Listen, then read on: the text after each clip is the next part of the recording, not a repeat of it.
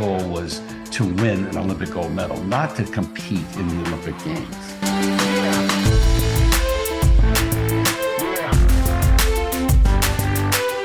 Welcome, everyone, to the Driving Vision podcast brought to you by the Zeigler Auto Group. And here with me, Auto Group Director of Talent Development, Mike Van Ryn. Welcome, Mike. Hey, thanks, Sam. Be sure to subscribe to the podcast, like it if you do, and leave a comment.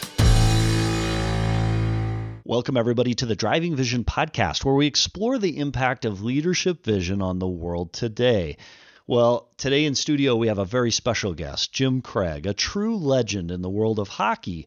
Jim not only played a pivotal role in the iconic Miracle on Ice as the goaltender for the 1980 U.S. hockey team, but he's also become a highly successful and sought-after business trainer and an all-important team member here at the Zeigler Auto Group.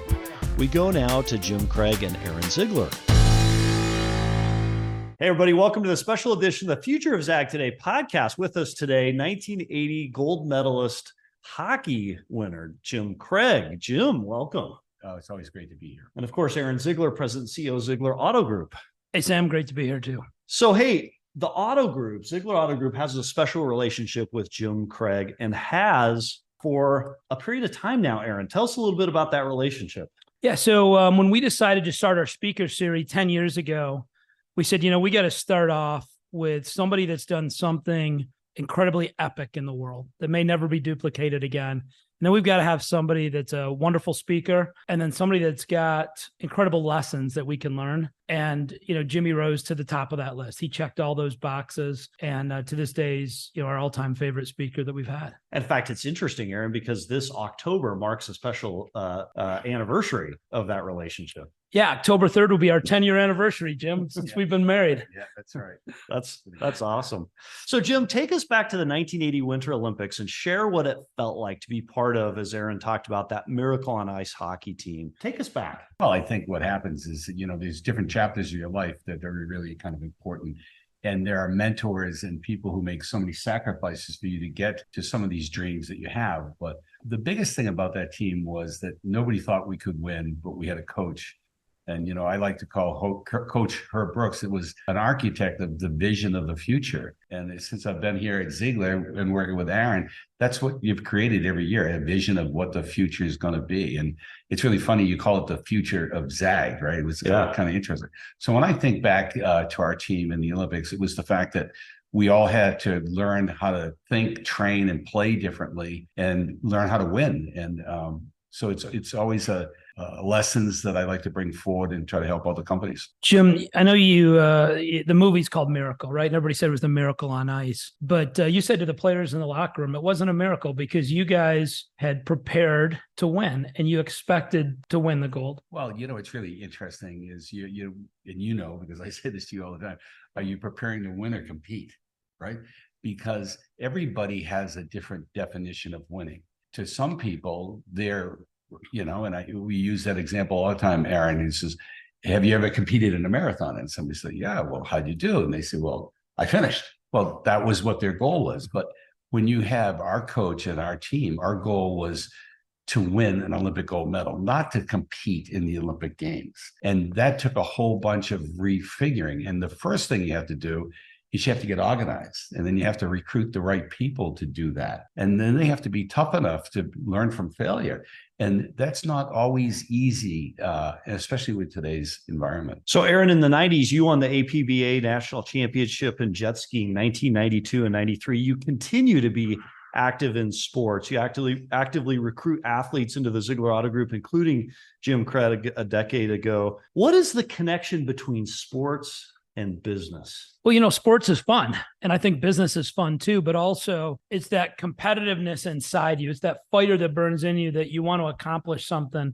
You can do that in sports, but you can also do it in business. I think the other thing with sports is, you get to lead a group of people and the team becomes bigger than yourself. And I think it's the exact same thing with business. And there's so many similarities between sports and the business world. So, Jimmy, you mentioned in Miracle that a team isn't just a group of individuals, but it's a family. What did you mean by that? And how does that apply in business? Well, I think, first of all, you have to care about people. Yeah. And if you don't care about people, then what you're doing is you're using people. And so you've heard the term, we developed a great friendship. Well, Aaron and I, over 10 years, we've not always agreed. We've pushed each other pretty hard. And what happens, that's development because you care about it. And so I like to use the word family because you don't have to think what's the right thing to do when it comes to family. But sometimes when it's personal and it affects you, well, how is this going to affect me versus always doing the right thing? And so when you can become a family, that means you cared about someone and that you're creating that legacy piece for them to, defend and honor. And that's a really important part. Jim, I remember you telling me a story. You said when you talk about family, you had a big family, you had a lot of brothers. And you said if you're walking down the street and your brother's in a fight, you don't even know what it's about, but you're going to jump in and help them, right?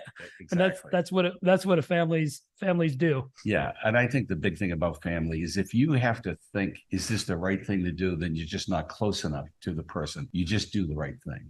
So at the Zeigler Auto Group, our mission statement is our family providing your family the ultimate automotive experience. So you think about that comparison to sports and family, team and family.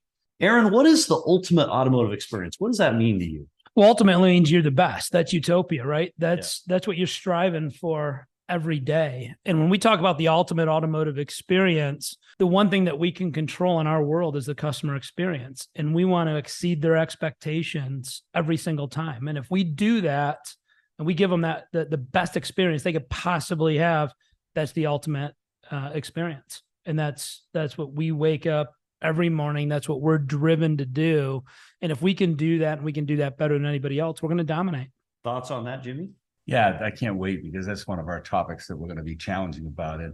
I always try to make people think a little differently. And so the ultimate customer experience is an evolving thing that happens every day. It's generational and there's no one answer for it. And there's no one industry. And so to me, you always look at how did you like to be treated? What are some of the things that you like to have? And that's what I love about Aaron and his group. He allows me to come in and really challenge that, right? And so I'm a guy's going to challenge like your mission statement. Is it old?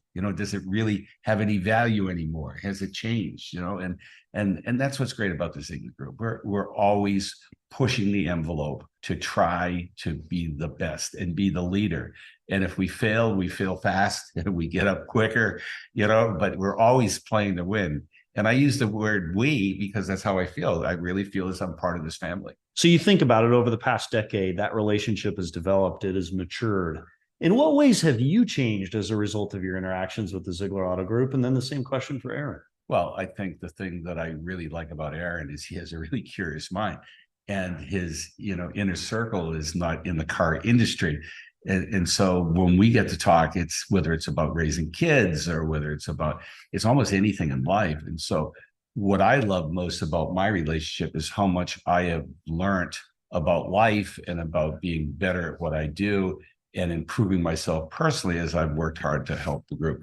Aaron? Yeah, so, Jim's had a profound positive impact on our organization over the last 10 years. Matter of fact, he's the only person outside our organization that's ever got a legacy tribute, which is the top honor that you can get into our organization. And he's pushed me a lot out of our comfort zone and got me to think differently than what I did before. And he's always constantly challenging not only me, but the organization to go to that next level and to continue to think bigger and bigger going forward.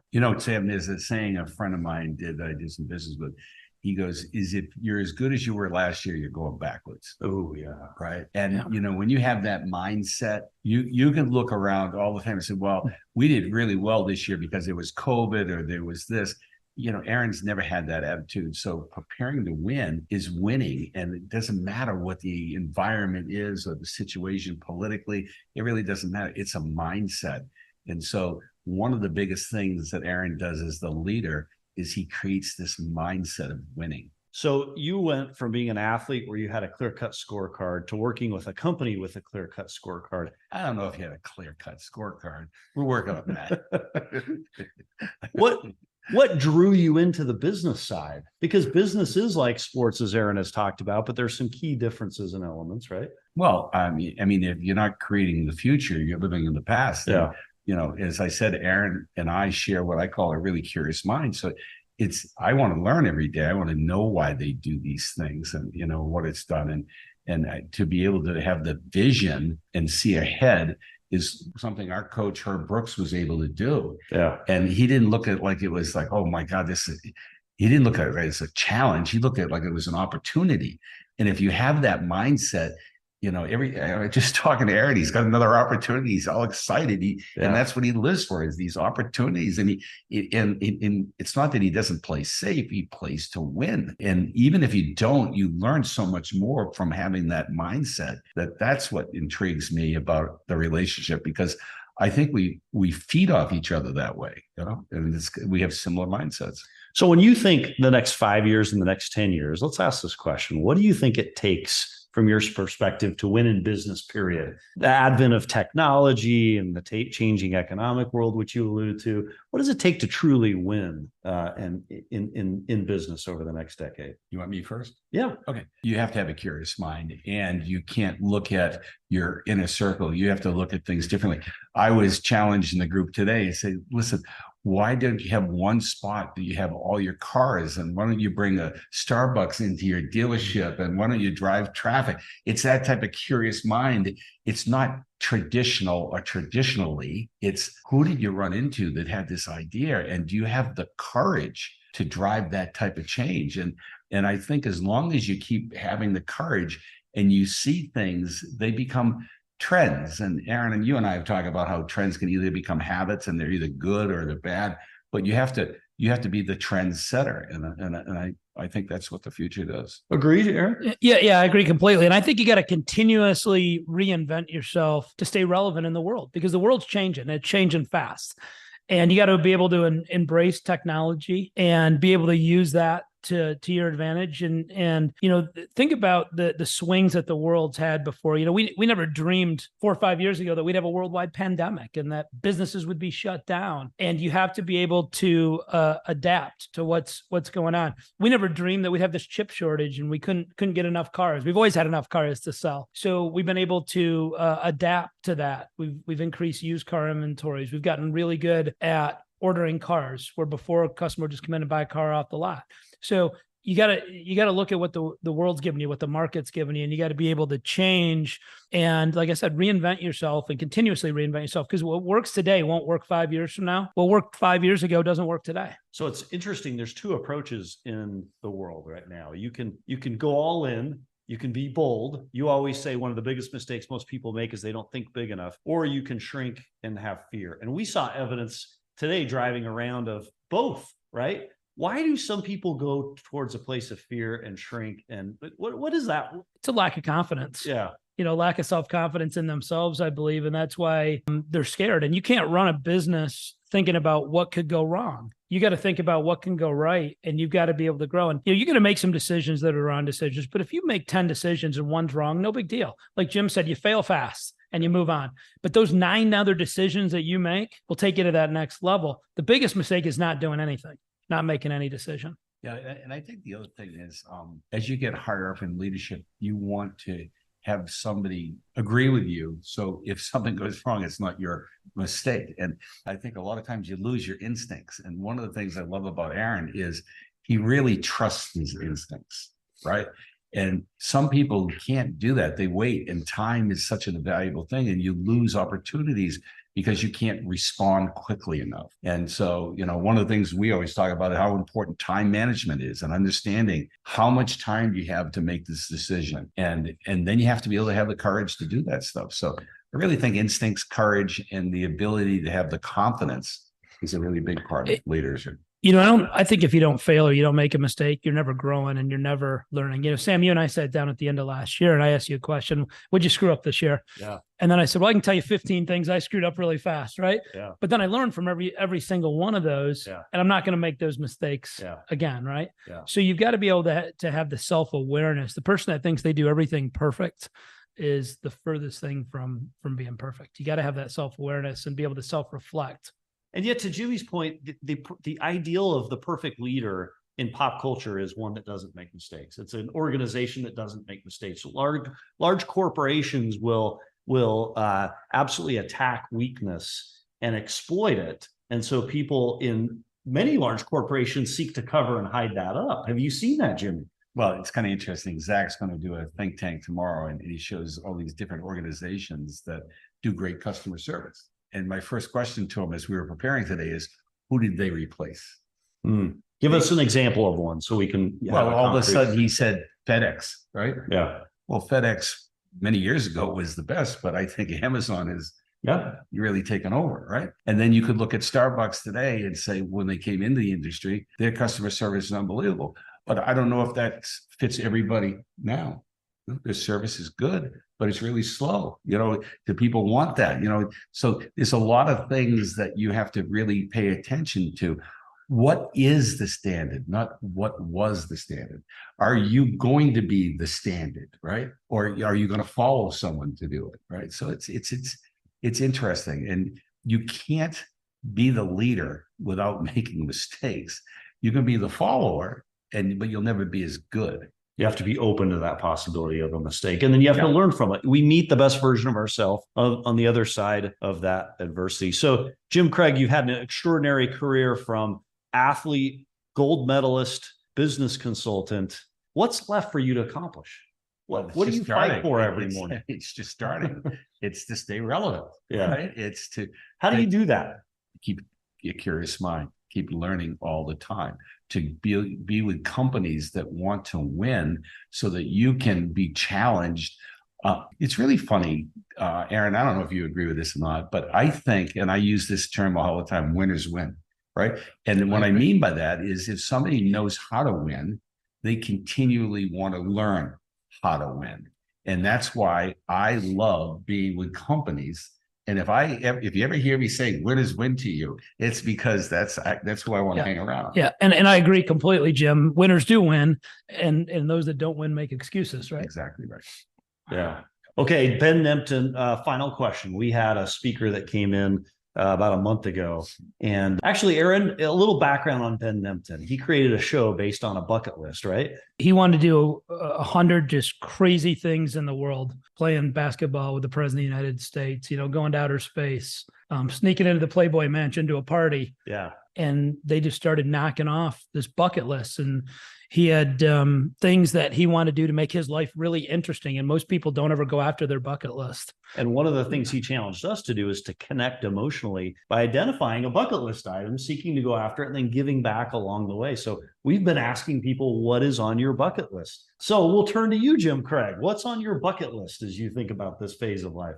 I just want to still have a great relationship with my wife and family. I want to see my kids' kids. And what I want to do is I want to leave a legacy behind that will be something to be really proud of. If I can do that and add value and stay relative and enjoy the rest of the time I'm here, then that's a pretty good bucket list. Of course, I'd like to get to Augusta with you, Aaron, if you want to throw that into there. That's not a bad bucket list, right? That's number one on a lot of guys' lists, especially golfers. Aaron, you shared your list. Care to share it again? Yeah. So you hit me kind of point blank last time we did this, Sam, and I said, number one goal that I got is getting to professional sports ownership. Yeah. And I've shared that with Jim, and he's kind of helping me behind the scenes on that. So that's still number one on the list. That's awesome. Well, Jim Craig, we appreciate the relationship you've had with the Zeigler Auto Group all this past decade. And we appreciate you being here in studio. Tomorrow, we've got a great session with Zach Terrell, our GM, and that will largely be a leadership session private to the public. So we're glad that you're in studio here with us at Zeigler Studios today to share this message and kind of let people know what we're doing behind the scenes here. Yeah, what I always love is every time I see Aaron, he's into something new, and you know what? It keeps him young, it keeps him fresh, keeps him relevant, and if I can be part of that, that's always fun. Aaron, any closing comments? Just Jim, thanks for all you do for us and your words of wisdom. It certainly doesn't go on deaf ears, and you've helped us a lot to achieve our goals. And we're early on in the journey, so we still got a lot of runway ahead of us. It's going to be a fun ride. A big thanks to Aaron Zeigler and Jim Craig for contributing to this week's episode. Until next week, how are you driving vision today?